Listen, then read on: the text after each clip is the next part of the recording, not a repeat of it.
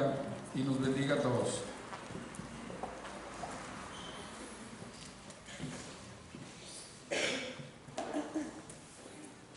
Bien, buenos días. Voy a acomodar aquí unas hojas nada más y vamos a continuar en Filipenses capítulo 3.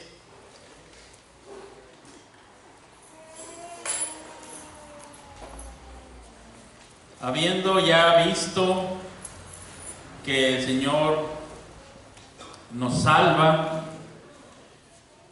y nos salva no solamente de manera individual, sino para formar un pueblo.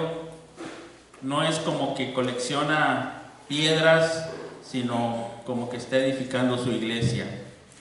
Nos une a un pueblo y de manera corporativa nos llama a participar del Evangelio, de esa vida transformada, esa vida en el Espíritu, esa vida que modela un amor que es como el de Cristo Jesús, un sentir diferente que el que hay en el mundo, un amor que tiene estas características que vimos en Jesucristo y que está luego ejemplificando el apóstol con el ejemplo aquí de Timoteo, de Epafrodito, un estilo de vida donde hay gozo de unos para con otros y centrado en el gozo en Cristo, en Dios, en el Señor. Luego nos va a decir que no todos están en esta misma forma de ser, no todos son buenos obreros y tienen que cuidarse, no todos son personas que se gozan, y en esta parte nos va a hablar de cómo Cristo es nuestra identidad, significado y destino, y al mismo tiempo nos va a mostrar cómo ahora somos libres de la religión, hablando de la religión en una forma mala ahorita en mis referencias, como aquella forma de querer por méritos propios, por rendimiento propio, obtener la aceptación delante de Dios, aplacar su ira por lo que yo soy, y también a la vez distinguir entre los creyentes unos de otros en base a su rendimiento personal, reglas que pudieran ayudarnos. Es lo que busca la religión, ayudar al ego del ser humano a decir yo soy mejor que aquel y aquel no es como yo, todos estamos aquí pero somos diferentes. Entonces tratar de clasificar a las personas cuando el Evangelio no es así. En el Evangelio de la gracia de Dios somos invitados a todos a participar en una misma mesa como una misma familia. Entonces aquí nos va a hablar de esta diferencia y nos va a centrar en gozarnos en Cristo. Así que vamos a empezar leyendo Filipenses capítulo 3, y quisiera que resaltáramos, aunque yo voy a hablar extensamente de otras cosas, quisiera que usted, aunque yo divague, usted no se desconcentre de la centralidad de Cristo en este pasaje. Si yo de repente estoy hablando de otra cosa, usted recuerde la centralidad de Cristo en este pasaje, remarque muy bien cómo el pasaje nos está hablando de gozarnos en Cristo, de gloriarnos en Cristo, de estimar todo como pérdida por amor de Cristo, de la excelencia del conocimiento de Cristo, de tener todo por basura para ganar a Cristo. Aunque yo no sepa qué es eso, qué significa exactamente, ya casi como quien dice yo quiero también eso, ganar a Cristo. Usted no se descontrole cuando yo esté hablando y usted piense en lo que dice de Cristo: ser hallado justo por la fe en Cristo, ser semejante a Cristo en su muerte, ser asido por Cristo con un propósito, proseguir al supremo llamamiento de Dios en Cristo, tener cuidado de los enemigos de la cruz de Cristo. Esperamos a Cristo y Cristo transformará nuestros cuerpos a su semejanza. Así que de inicio a fin la centralidad está en Cristo. Esa no la perdamos mientras leemos todo el pasaje. Por lo demás, hermanos, dice la palabra del Señor, gozaos en el Señor. A mí no me es molesto el escribiros las mismas cosas, y para vosotros es seguro. Guardaos de los perros, guardaos de los malos obreros, guardaos de los mutiladores del cuerpo, porque nosotros somos la circuncisión, los que en espíritu servimos a Dios y nos gloriamos en Cristo Jesús, no teniendo confianza en la carne. Aunque yo tengo también de qué confiar en la carne, si alguno piensa que tiene de qué confiar en la carne, yo más. Circuncidado al 8º día, del linaje de Israel, de la tribu de Benjamín, hebreo de hebreos en cuanto a la ley, fariseo, en cuanto a celo, perseguidor de la iglesia, en cuanto a la justicia que es en la ley, irreprensible. Pero cuantas cosas eran para mi ganancia, las he estimado por pérdida por amor de Cristo. Y ciertamente aún estimo todas las cosas como pérdida por la excelencia del conocimiento de Cristo Jesús, mi Señor, por amor del cual lo he perdido todo y lo tengo por basura para ganar a Cristo y ser hallado en Él, no teniendo mi propia justicia que es por la ley, sino la que es por la fe de Cristo, la justicia que es de Dios por la fe, a fin de conocerle y el poder de su resurrección y la participación de sus padecimientos, llegando a ser semejante a Él en su muerte, si en alguna manera llegase a la resurrección de entre los muertos. No que lo haya alcanzado ya, ni que ya sea perfecto, sino que prosigo por ver si logro hacer aquello para lo cual fui también nacido por Cristo Jesús. Hermanos, yo mismo no pretendo haberlo ya alcanzado, pero una cosa hago, olvidando ciertamente lo que queda atrás y extendiéndome a lo que está delante, prosigo a la meta, al premio del supremo llamamiento de Dios en Cristo Jesús. Así que todos los que somos perfectos, esto mismo sintamos, y si otra cosa sentís, esto también os lo revelará Dios. Pero en aquello a que hemos llegado, sigamos una misma regla, sintamos una misma cosa. Hermanos, sed imitadores de mí, y mirad a los que así se conducen según el ejemplo que tenéis en nosotros, porque por ahí andan muchos, de los cuales os dije muchas veces, y ahora lo digo llorando, que son enemigos de la cruz de Cristo, el fin de los cuales será perdición, cuyo Dios es el vientre, y cuya gloria es su vergüenza, que solo piensan en lo terrenal, mas nuestra ciudadanía está en los cielos, de donde también esperamos al Salvador, al Señor Jesucristo, el cual transformará el cuerpo de la humillación nuestra para que sea semejante al cuerpo de la gloria suya, con el poder por el cual puede también sujetar a sí mismo todas las cosas.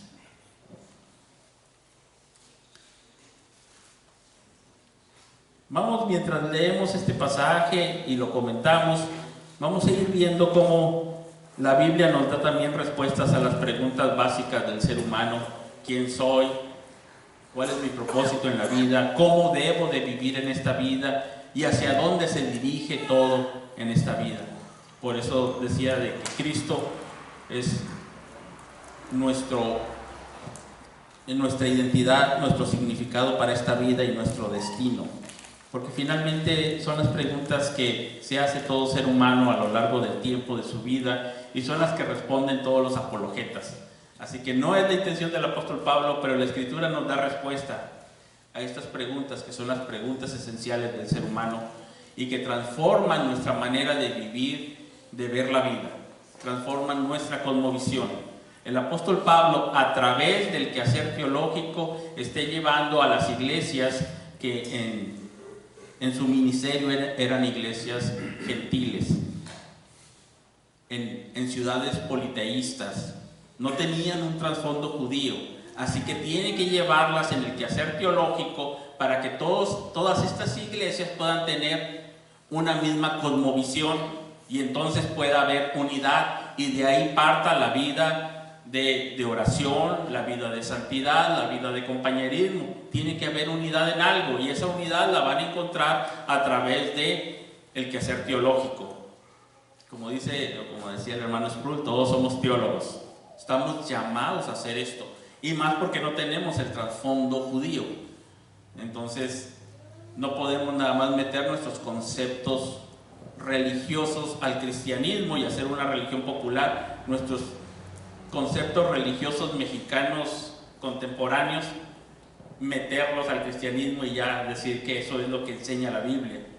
Hay un quehacer, hay un esfuerzo aquí que realizar y vamos a ver qué es lo que dice. Y a la vez vamos a ir viendo cómo deshace a la religión como un lugar para hacer distinción y basándose en el mérito humano y en poder entonces compararse y también buscar la satisfacción delante de Dios. Los judaizantes iban por todas partes donde el apóstol Pablo predicaba y fundaba iglesias. Y básicamente el mensaje sería más o menos así, como si les dijera: miren, ustedes son gentiles, no son judíos. Ustedes no vienen de Abraham ni de los patriarcas. Ustedes no recibieron la palabra de Dios, no tienen profetas. Vienen a la fe por la gracia de Dios y qué bueno, bienvenidos. Pero son como que cristianos de segundo nivel.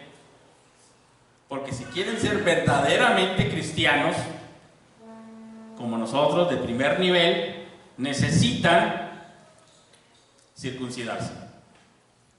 O también algunos decían, necesitan abstenerse de ciertos alimentos, cuidar su alimentación, debe de ser kosher.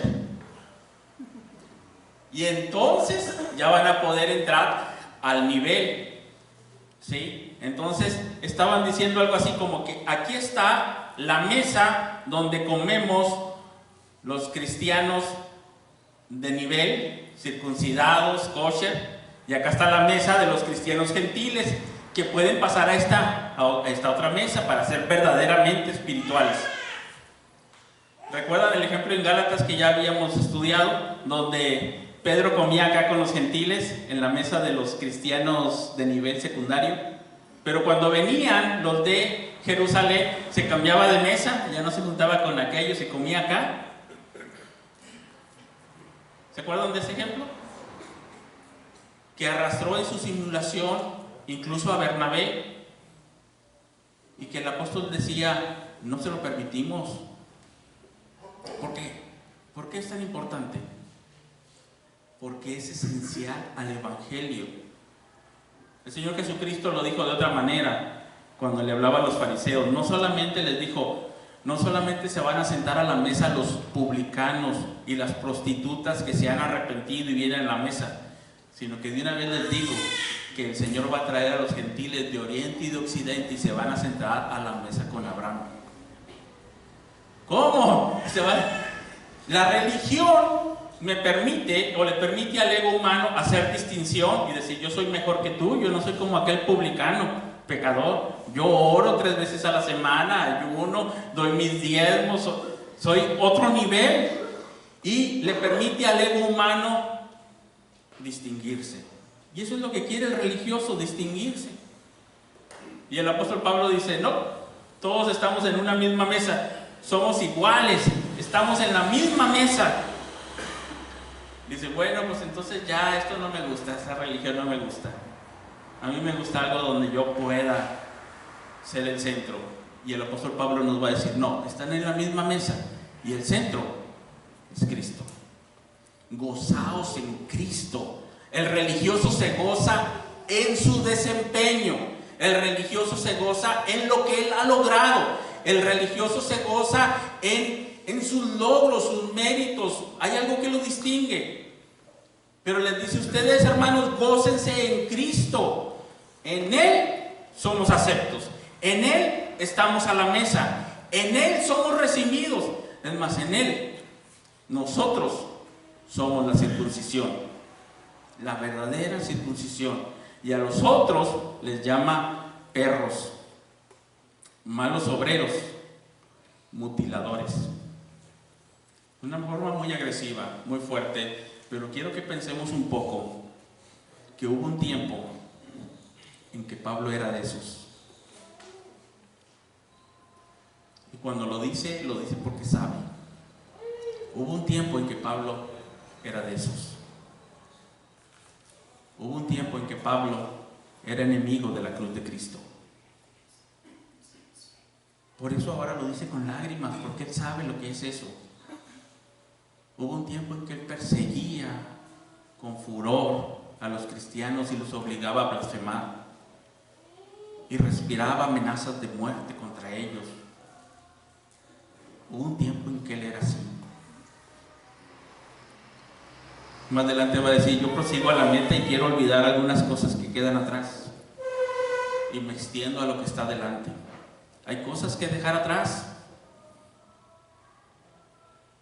y hay cosas que incluso él consideraba valiosas, buenas, que lo distinguían, que lo hacían mejor que otros, y dice que ahora las considera como basura, como estiércol, porque ha encontrado algo más grande, más excelente, más glorioso, algo que a él llama supremo: Cristo.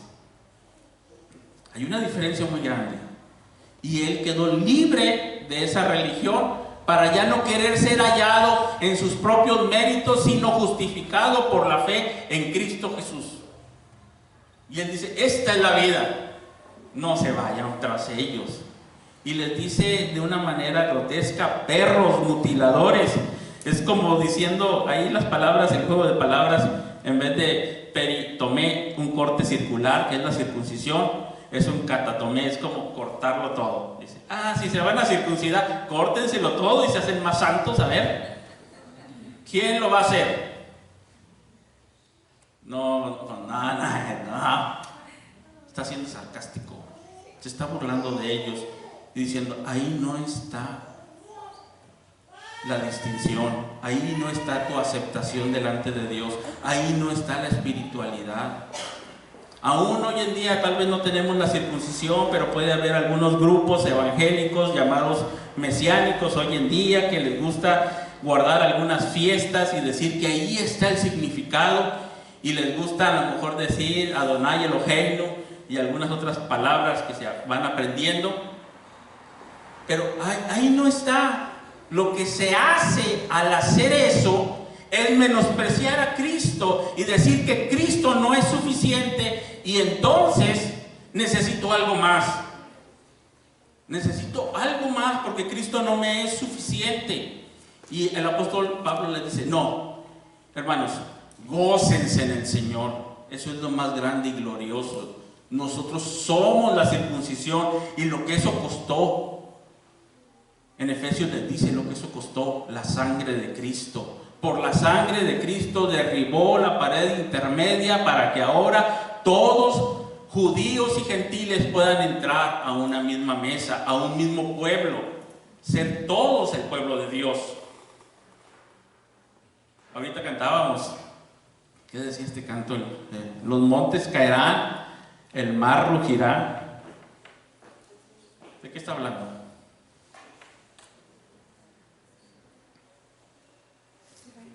Del éxodo, del regreso de los cautivos. El mar rugió y se hizo a un lado, temió, vio al Señor, y el Señor abrió camino para que la gente pudiera ser salvada. Los montes tiemblan y se allanan, y hace un camino en el desierto, en la soledad, para que los redimidos de Jehová vuelvan. Cuando tú y yo fuimos salvados, se abrió el mar, se allanaron montes, se hizo todo lo que tenía que haberse hecho para que nosotros pudiéramos llegar a Cristo. Cristo movió mar y montes para que tú y yo viniéramos, porque era imposible que viniéramos alejados, fuera, ni siquiera somos del pueblo de Israel. Él movió todo por la sangre de Cristo para que tú y yo viniéramos a Él. Él es el camino, la verdad y la vida. En Él hay salvación. Y cuando tú y yo llegamos, eso fue obra de Dios. No por ti, no por mí. Tú y yo no abrimos el mar. Tú y yo no quitamos ese monte. Tú y yo no abrimos camino. Él abrió camino. Él nos trajo. Gozaos en el Señor. No en mí, yo no hice nada, Él lo logró.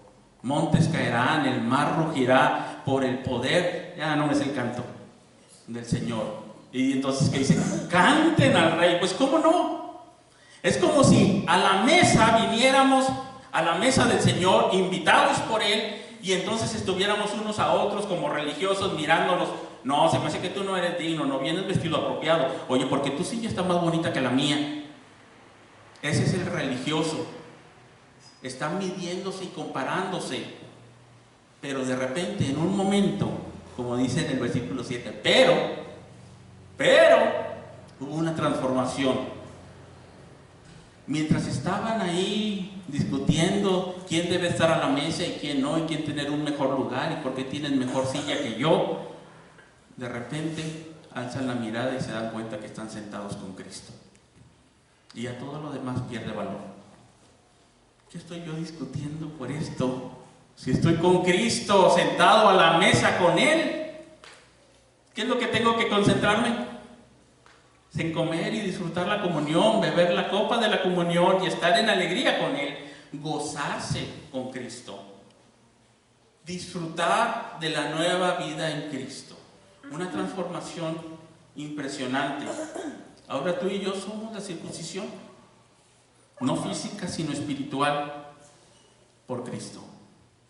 Tú y yo somos el pueblo de Dios por Cristo, no por nosotros. Dice que Él era, fíjense las cosas con las que se podía Él medir o gloriar o en cuál pedir su linaje, circuncidado al 8º día, del linaje de Israel. Nosotros no éramos linaje, no teníamos linaje que presumir. Sin embargo, gracias a Cristo dice que ahora somos linaje escogido. Nosotros no teníamos linaje y en Cristo dice, siéntate a la mesa, ahora tú eres linaje escogido. Nación santa, pueblo adquirido por Dios. No eres hebreo de hebreos, no eres de la tribu de Benjamín, no tienes esa descendencia, tienes a Cristo. Y eso es suficiente. No podemos agregar nada más. Cristo es suficiente. Y ahí hay comunión. Ahí hay identidad. Ahí hay significado para nosotros. Nosotros, los gentiles, venimos y evidentemente que para nosotros hay gozo. Es como el hijo pródigo cuando vuelve a la casa del padre, pues para el hijo pródigo hay gozo cuando hay fiesta, ¿verdad? Se sienta a la mesa y hay gozo. Un gozo humilde, un gozo que no es en sí mismo, sino en Cristo, un gozo que se comparte en los demás. Pero para el religioso, para el hijo mayor, no hay gozo, hay celos. Entonces hay un pueblo que se llena de celos, que no comparte un gozo así. Y puede ser que no seamos judíos, pero aún también podemos ser religiosos, con celo y no con gozo. Pero el apóstol Pablo dice, hermanos, gozaos en el Señor. Y 3 veces les va a decir, guardaos, guardaos, guardaos. Y dice, no me lo tomen a mal. No, yo sé que me oyen, no me lo tomen a mal. A mí no me es molesto, pero a ustedes les debe de ser esto seguro. Cuando les digo guardaos, guardaos, guardaos, para ustedes debe ser seguro. Esto es real. Por ahí andan muchos que son enemigos de la cruz de Cristo, que quieren reducir la libertad cristiana y acotarla por medio de un sistema religioso basado en el desempeño y el mérito humano. Guardaos. Y es una palabra de advertencia también para que examinen a sus pastores y maestros. A nosotros mismos también ustedes nos debieran de examinar y tener cuidado siempre. ¿Qué es lo que estamos enseñando? Y si estamos imponiendo solamente un sistema religioso, reglas morales para poder tener control, distinción y mérito humano. Entonces, cuando dice 3 veces guardaos, hermanos, estemos atentos. Todos. Y ustedes de nosotros que estamos acá al frente, que podemos en algún momento desviarnos de la palabra del Señor e irnos a un sistema religioso queriéndolo imponer con reglas que tal vez son cosas buenas, pero tú tienes que saber que en Cristo tú eres amado, sin nada más. En Cristo tú eres salvado, sin nada más. En Cristo tú eres de la familia de Dios. En Cristo tú vienes a la mesa del Señor, sin nada más. Solo Cristo. Eso es grandioso. Eso es increíble. Sin nada más. ¿Recuerdan cuando estudiamos Samuel? Allá en el segundo libro de Samuel habían ocurrido varias cosas en el pueblo de Israel, en la familia de David, y él tenía un hijo que, según nos narra este príncipe llamado Absalón, era muy guapo, fuerte, guerrero y con una cabellera abundante, cabellera ideal, pero se rebeló contra el rey y lo echa del palacio y está exiliado. No le quitó la vida, pero está exiliado. Y en cambio había un hijo de la familia de Saúl, Mefiboset, lisiado de ambos pies, por allá en algún rincón olvidado, y el rey lo hace traer. Y ese lisiado come a la mesa del rey todos los días de su vida, y el hijo del rey, guapo y esplendoroso, no come a la mesa del rey. Y dices, ¿qué pasó aquí, verdad? Bueno, nosotros somos esos lisiados que por gracia del Señor, por su misericordia, venimos a comer a la mesa del rey. No por guapos, el guapo estaba allá. No por fuertes, no por valerosos, no por méritos, no por linaje, por misericordia en Cristo. Eso es increíble. Y es lo que dice aquí el apóstol Pablo. Nosotros somos la circuncisión, los que en espíritu servimos a Dios y nos gloriamos en Cristo Jesús, no teniendo confianza en la carne. Aunque yo tengo también de qué confiar en la carne. Si alguno piensa que tiene de qué confiar en la carne, yo más. Este es el típico estilo religioso. Te lleva a decir, yo más. A compararte con otros y a decir, yo más. Eres espiritual, yo más. Quiere decir que estamos perdidos. Cuando nosotros nos sentimos los yo más, estamos perdidos. Y entonces aquí él hace la simulación. Si ustedes quieren compararse, yo más. Ellos son hebreos, yo soy hebreo de hebreos. Si ellos son judíos, yo soy de la tribu de Benjamín y puedo comprobar mi linaje. Ellos son esto, yo más. Yo perseguidor, fariseo, irreprensible, esto y aquello y aquello y aquello. Las cosas que te llevan a decir, yo soy más que mis hermanos. Cuando el pasaje anterior nos dijo que hay en nosotros ese mismo sentir que hubo en Cristo Jesús, que considera a los demás como superiores a uno mismo. Ese es el estilo de vida en la iglesia que nos lleva a un estilo de vida de compañerismo, de amor, de gozo. El estilo religioso del yo más no nos lleva al gozo. Ahí no hay gozo. Ahí hay competencia. Ahí hay murmuración. Ahí hay rivalidad. Ahí hay orgullo. Y si quieren compararse, dice el apóstol Pablo, yo más. Pero ¿sabes? Versículo 7. Pero, y aquí está la transformación radical para que alguien así cambie. Pero cuantas cosas eran para mi ganancia, las he estimado como pérdida por amor de Cristo. Ahí hubo un cambio. Ahí llegó Cristo. Y por amor a Cristo hay esa transformación. Y es lo que les está pidiendo a ellos. Que se cuiden, y la manera de cuidarse es ver a Cristo. Estás con Cristo, ahora eres de la familia de Dios. Y en Cristo hay una nueva manera de ver la vida. Te libra de ese poder religioso.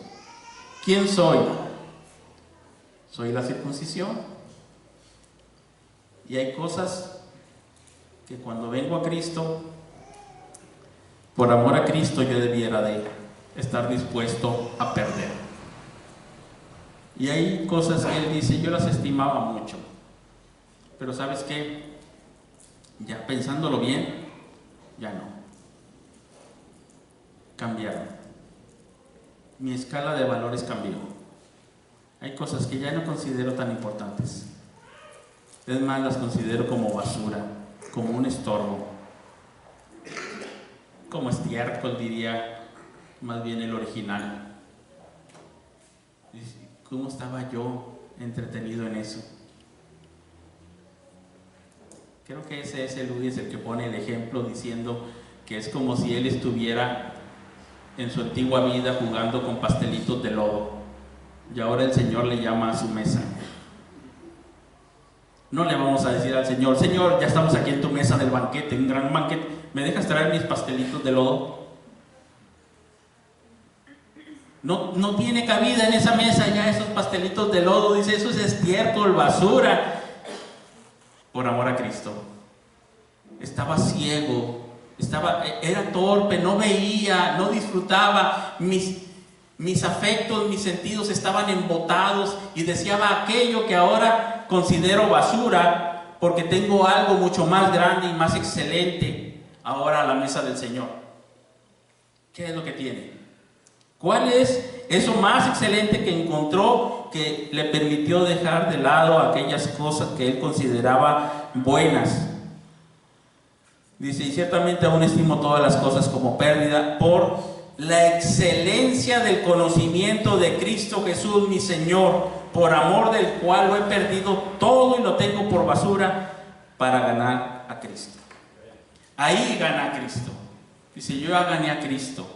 Y ganar a Cristo es tener comunión con Él, conocerle no solamente teóricamente, sino conocerle en ese sentido de comunión. Ahí todos mis afectos, mis anhelos, mi propósito, mi sentido para la vida es pleno. Ya no tengo que luchar por todas estas cosas. Ahí está satisfecho plenamente todo mi corazón en Él. Fíjense cómo le llama, la excelencia. No está exagerando, más adelante va a decir el supremo llamamiento. Es algo grande, tan grande que inspira el alma, que llama completamente su mente, su ser, sus afectos. Todo está pleno en Él, en Cristo. Ahí hay significado. Acá no hay. Acá uno se mete y de repente se harta y encuentra la vida monótona, aburrida, encuentra la vida un fastidio, sin propósito, sin sentido, no sabe para dónde va, qué va a hacer en la vida, porque está metido en todas esas cosas que un tiempo cada uno de nosotros los consideramos muy buenas, pero ahora él encuentra que está Cristo y en Él tiene todo el sentido para su vida, tiene propósito, tiene dinamismo, no está estancado, sino que dice, prosigo, voy, me estoy moviendo. Y uno piensa, a ver, Pablo, estás en la cárcel, ¿cómo que estás cumpliendo tus metas? El sueño de tu vida se está cumpliendo. Antes nosotros pensábamos que el sueño de nuestra vida se iba a cumplir por acá. Y yo recuerdo a un compañero, por ejemplo, en la facultad que decía, cuando vio llegar al director en su auto, y pensar que estoy estudiando para un día traer un auto de esos. Bueno, él pensaba que ahí estaba el sueño de su vida. Y a veces otros decían, una casona, un carrazo, un sueldazo. Todo era aso. Todo era grande, apantallante. Y parecía que ahí estaba el sentido de su vida.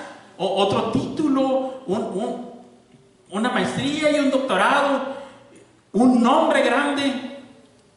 Y parecía que ahí estaba el dinamismo y ahí me llevaba de meta en meta a lograr los anhelos de mi corazón, mis sueños.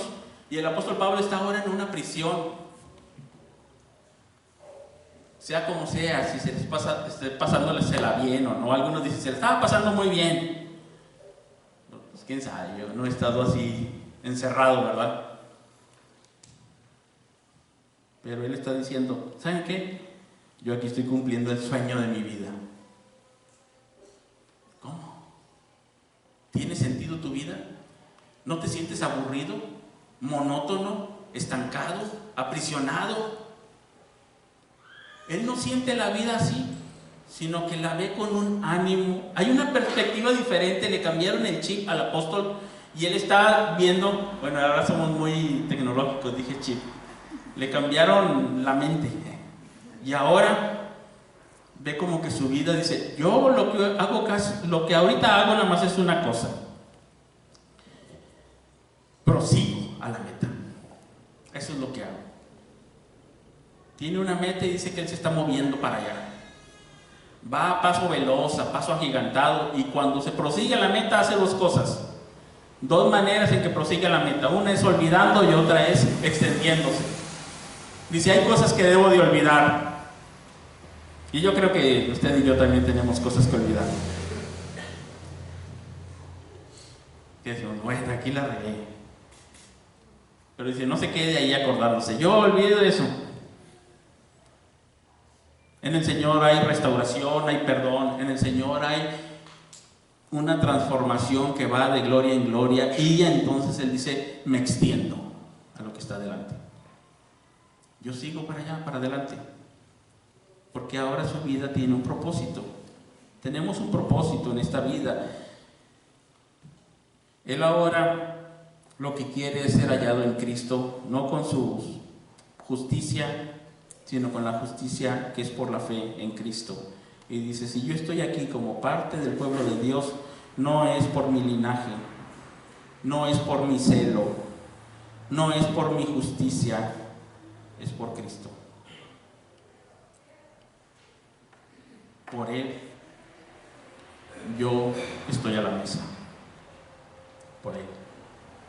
Y eso debe de quedarnos muy claro a cada uno de nosotros.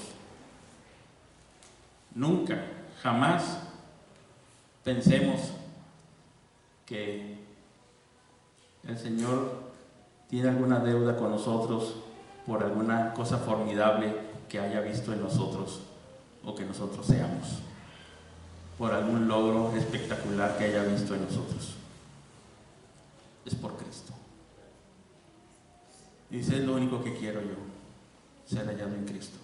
Y si usted no ha conocido a Cristo y todavía quiere agradar al Señor buscando a través de un sistema religioso donde usted se tiene que esforzar por lograr la satisfacción de Dios, y usted se tiene que esforzar y abstenerse y trabajar por su salvación, usted deje ese trabajo. El Señor ha quitado esa responsabilidad de sobre sus hombros y la ha puesto sobre Cristo, y Cristo lo ha logrado en la cruz. A través de su sangre, de su sacrificio, Él lo ha logrado. Usted no tiene ya más que batallar, sino arrepentirse y confiar en Cristo. Usted es llamado a la salvación en Jesucristo, a esa mesa, a ese banquete, a esa comunión, solamente por la justicia de Cristo. Y el llamado es para usted. Hoy, así como está, no busque el mejor momento para acercarse a Cristo. El mejor momento es hoy. Hoy es día de salvación. Hoy se puede acercar a Cristo y confiar en Él. Él hizo todo lo suficiente. Él ya movió el mar y las montañas. Él ya satisfizo la justicia de Dios. Él ya hizo todo. Ahora, no solamente sucede esto, sino que hay algo en lo que se tiene que enfocar en el versículo 10. Ganar a Cristo conlleva algo muy importante, y es conocer el poder de su resurrección. Una vez que usted cree en Cristo, usted va a ganar mucho si usted conoce el poder de su resurrección. Si usted entra a una vida de discipulado y va hacia la madurez cristiana. El poder de Cristo al resucitar es el poder necesario para nuestra vida, para la vida como resucitados en Cristo, para hacer morir lo terrenal y vivir según el nuevo hombre creado según Dios. Eso es lo que necesitamos, el poder de su Espíritu Santo, el poder de su resurrección. Cuando nosotros confiamos en el poder de su resurrección, entonces podemos abrazar los padecimientos. Porque dice, entonces ya Una vez que uno conoce el poder de su resurrección, entonces viene la participación de sus padecimientos, llegando a ser semejantes a Él en su muerte. Cuando nosotros confiamos en el poder de Cristo y en su resurrección, entonces nosotros podemos gozarnos en medio de las dificultades de la vida, en medio de los padecimientos, en medio de todas las cosas que nos van a suceder y que son necesarias. Y entonces emprendemos ese camino que es el camino de la cruz, el camino del sufrimiento, el camino sacrificial. Emprendemos ese camino con esperanza, porque sabemos que al final hay resurrección. Entonces, cuando alguien sabe que al final va a resucitar, pues ya no le tiene miedo a la muerte. Puede enfrentar la vida con otra manera, ya sin temor. Es libre del temor. Es libre.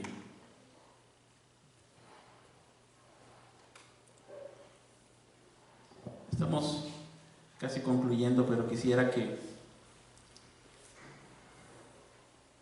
pensáramos un poco también hacia el interior como Iglesia de Cristo, que pensáramos un poco también en la evaluación de aquellos obreros en la iglesia, aunque aquí está hablando de los malos, guardados de los perros, de los malos obreros, guardados de los mutiladores del cuerpo, que pensáramos un poco también que la iglesia tiene una responsabilidad de examinar y señalar a los que son los buenos obreros. Que llegaremos dentro de un año, si el Señor lo permite, a señalamiento de ancianos nuevamente y de diáconos, y la iglesia debe de aprender a ver quiénes son buenos obreros, que sería todo lo contrario de estos. Uno tiene que aprender a verlo y a decir, bueno, esta persona yo la veo como para anciano de la iglesia. ¿Por qué? Bueno, pudiéramos a lo mejor utilizar este pasaje de Filipenses y pensar si se goza en Cristo, si se goza unos con otros. Ya ven que la vez pasada hablamos de que gozaos conmigo, yo quiero gozarme con ustedes, gócense con Epafrodito, y se gozaban, pero la raíz de esto es el gozo en el Señor. Es una persona que se goza en el Señor, que disfruta de la gracia de Dios. Es una persona que tiene esta buena relación con las demás personas, o es un tirano en potencia. Digo, yo soy un tirano en potencia y muchos, pero ustedes no me van a dejar, ¿verdad? Me tiran tomates y listo. Pero uno tiene que pensar, esa es una persona que ama la excelencia de Cristo Jesús, del conocimiento de Cristo Jesús. Es una persona que quiere conocer a Cristo más y más. Es una persona que ama a Cristo, que tiene todo lo demás por basura porque ama a Cristo, ama a su iglesia, quiere estudiar la palabra, quiere vivirla, quiere estar en comunión con el Señor. Se ve que es una persona así. Es una persona que dice, yo prosigo a la meta. O es alguien que dice, no, yo ya llegué, soy graduado. Uy, cuidado. ¿Te ha tocado así algún maestro en la universidad o en el seminario que dices, este es un graduado, ya no aprende? ¿O es una persona que prosigue, que tiene bien definido y tiene convicciones sólidas, convicciones fuertes, convicciones que le apasionan, que le roban el corazón y que dice, mira, yo voy por aquí porque esto es lo supremo? Así como dice aquí el apóstol Pablo, miren, yo sigo hacia lo supremo. Yo no sé ustedes con qué cosas se conformen, pero yo sigo hacia lo supremo. Y eso es lo que hago. Camino hacia allá, hermanos. Yo mismo no pretendo ya haberlo alcanzado, les dice, pero yo voy al supremo llamamiento de Dios en Cristo Jesús, Señor nuestro. Hacia allá me dirijo. Es una buena manera de evaluar de repente a los candidatos ancianos, ¿verdad? Y decir, bueno, y si yo no soy candidato anciano, ¿qué tengo que hacer? ¿Me distingue esto en mi vida? ¿Por qué no lo he desarrollado? ¿Realmente amo a Cristo? ¿Realmente estoy maravillado con Cristo?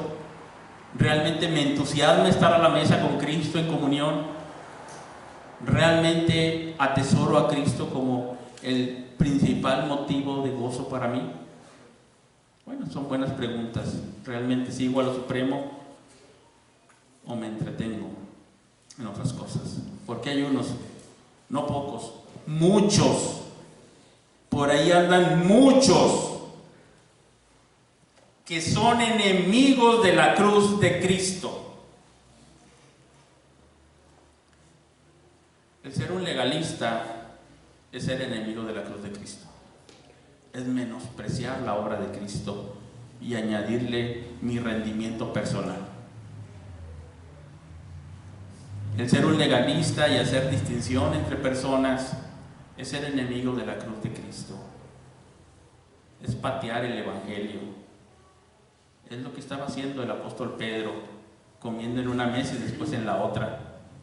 Por eso el apóstol Pablo dice: le tuve que enfrentar cara a cara para que la verdad del Evangelio permaneciese con vosotros, para que ustedes vieran modelado la verdad del Evangelio. La verdad del Evangelio la vemos nosotros muy claramente, por ejemplo, el próximo domingo, que es domingo de Santa Cena, y donde todos, no solamente los pastores, no solamente los diáconos, no solamente los espirituales, no solamente los que sí se bañaron, todos comemos a la misma mesa. No solamente los hombres, también las mujeres.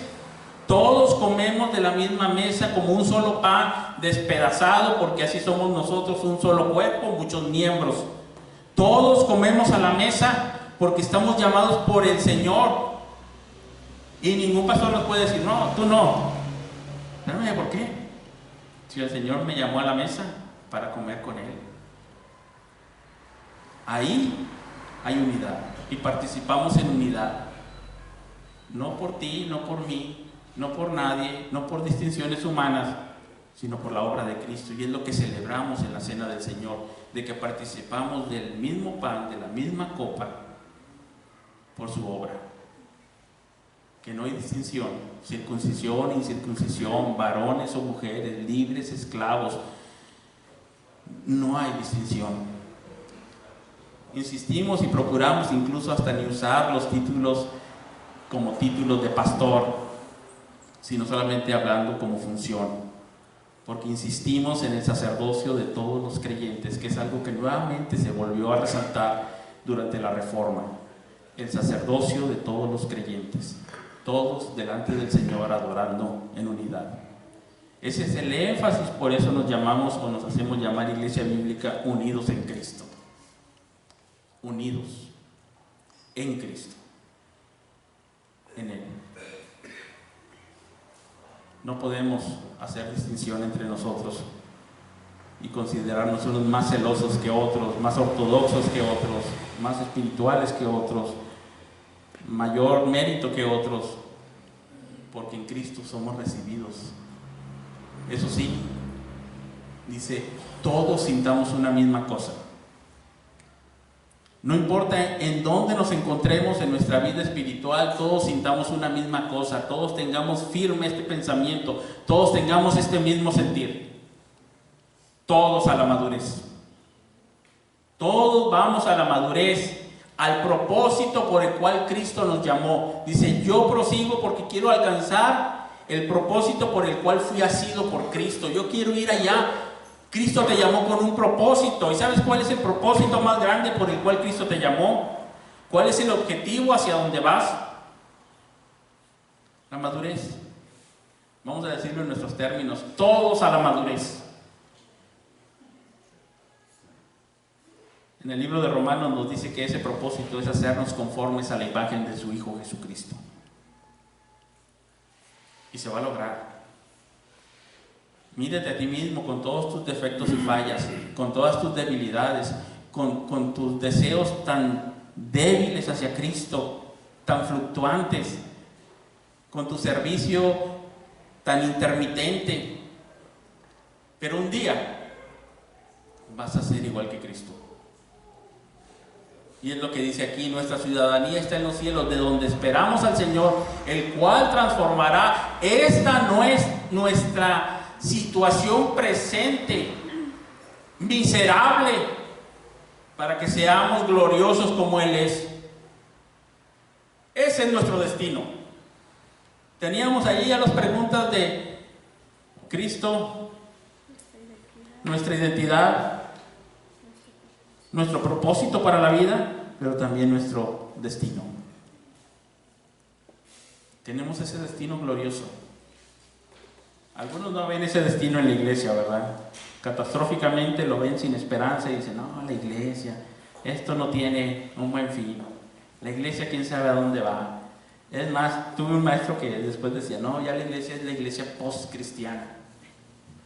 Ya no veía esperanza. Dice: no, esto se ve.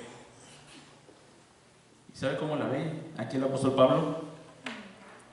Gloriosa, sin mancha, sin arruga, ni cosa semejante. Yendo todos, no esperar hasta aquel día, yendo todos ya desde aquí, ahora, en nuestra situación actual, hacia la madurez, porque en aquel día, ese trabajo que hacemos hoy aquí hacia la madurez, es un trabajo con esperanza. En aquel día seremos semejantes a Él, y Él transformará el cuerpo de la humillación nuestra para que sea semejante al de la gloria suya. Por nuestro poder, por nuestra permanencia,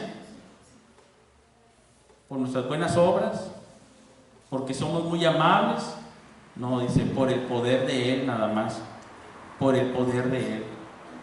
Solamente Él lo puede hacer, y Él lo hará, porque así lo ha prometido. Hay una transformación grande. Él es el Señor que nos libra, que nos salva, que nos llama a una vida de gozo, de paz, de comunión, de disfrute. Así tenemos que Cristo es nuestra identidad, propósito y destino. Somos el pueblo de Dios, los amados de Dios por Cristo. Tenemos un propósito para nuestra vida por Cristo. Tenemos una forma de vivir en este mundo que es acorde a Cristo. Tenemos un destino glorioso que es ser como Cristo y gozar de su comunión para siempre, ya desde aquí, pero plenamente un día con Él, sin ninguna traba ni interrupción. Todos adorando al Señor. ¿Se imaginan eso? Nuestra ciudadanía está en los cielos, es lo que les dice a los filipenses. Gócense en el Señor, que Él sea el centro de nuestras vidas, en lo individual, pero más importante, les está hablando también como iglesia. Como iglesia, nuestro vivir debe ser Cristo. Debemos de tener el ánimo de participar del progreso del Evangelio, de amarnos unos a otros, de servir y obedecer al Señor gozosamente, y de ver a los que así se conducen. Ahí el apóstol Pablo se pone de ejemplo y dice: sean imitadores de mí. ¿En qué sentido? ¿En todo sentido? ¿En qué le decía? Sed imitadores de mí. Luego esos lo toman para cualquier cosa, ¿verdad? En ir a la madurez, en proseguir a la meta, en olvidar lo que queda atrás, en extenderse a lo que está delante, en gozarse en Cristo, en no querer nada más que ganar a Cristo. Esas palabras son impactantes. Lo pudo haber dicho con otras frases, pero imagínese usted ahí en lo personal, en su casa, en la tarde, véase al espejo y diga: yo quiero ganar a Cristo. Eso es lo más grande que yo quiero. No soy un motivador de esos de que échate porras y dite tú eres un campeón en el espejo, pero dígase: ¿tú quieres ganar a Cristo? Son palabras fuertes. En esta vida, lo que yo quiero es ganar a Cristo. En esta vida, realmente, no nada más porque lo digo, que se vea en mis hechos que esa es mi forma de vivir. En esta vida, realmente, yo valoro la excelencia del conocimiento de Cristo Jesús, mi Señor, de tal manera que amo su palabra, amo la iglesia, le canto con todo el corazón, oro a Él fielmente, proclamo su nombre. Es lo más maravilloso que me ha pasado y puedo decir, yo quiero ganar a Cristo. O mis afectos hacia Cristo son todavía muy débiles y yo tengo que venir a la comunidad de creyentes para que mis afectos sean estimulados, para que ahí en la comunidad de creyentes, en mi debilidad, yo pueda ser animado al amor y a las buenas obras. Ahí en la comunidad de creyentes mi poca fe sea fortalecida. Ahí en la comunidad de creyentes, al escucharlos, al escuchar sus testimonios, al ir a la oración con mis hermanos, yo pueda ser fortalecido y entonces un día pueda, con esa misma pasión del apóstol Pablo, decir, yo quiero ganar a Cristo. Porque el trabajo que hacemos unos a otros es fortalecernos en la fe. A eso se le llama discipulado. Y debe de ser una cultura de discipulado. Y si usted dice, yo no tengo ese afecto, yo no lo encuentro, yo no encuentro esa pasión, así como para decir esas frases tan fuertes, quiero ganar a Cristo. Para mí Cristo es lo máximo. Si usted no lo encuentra ahí, inspeccionándose hacia el interior, no deje de congregarse. Procure ver a otros hermanos, escuchar sus testimonios, verlos cómo alaban al Señor y la pasión que reflejan y el gozo. Esté atento, sea animado y abierto, estimulado por medio del compañerismo cristiano, para que un día usted con toda pasión pueda decirle a todo el mundo, a su esposa, a sus hijos, a sus padres, ¿sabes qué, papá? O esposa o hijo, lo que yo más quiero es ganar a Cristo. Ese es mi todo, ganar a Cristo. Vamos a orar. Señor, te adoramos. Tú eres nuestro Salvador, tú eres nuestro Rey, tú eres el que nos has rescatado, nos has transformado, nos has dado una vida nueva. No una religión, sino una vida nueva de comunión, una nueva realidad donde ahora vivimos en comunión contigo y unos con otros. Ayúdanos a ir todos juntos a la madurez, todos juntos a la meta que tú tienes para nosotros de conformarnos a la imagen de tu Hijo Jesucristo, a que podamos ser intencionales, decididos y proseguir a esa meta, que podamos ser intencionales en una vida de discipulado, en una cultura de discipulado, que podamos animarnos unos a otros, orar unos por otros, enseñarnos unos a otros, animarnos. Señor, ayúdanos también en medio de las dificultades para que ahí te atesoremos a ti y podamos soportar con esperanza lo que tú tienes para nosotros en esta vida, que muchas veces son situaciones difíciles en lo económico, en la salud, en situaciones que se nos presentan. Señor, sé tú nuestra fortaleza en todo. Ten misericordia de nosotros y ayúdanos a caminar hacia ti. En el nombre de Jesucristo. Amén.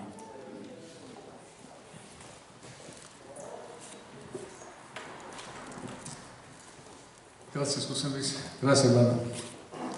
Yo creo que hemos tenido palabra de Dios esta mañana y creo que tenemos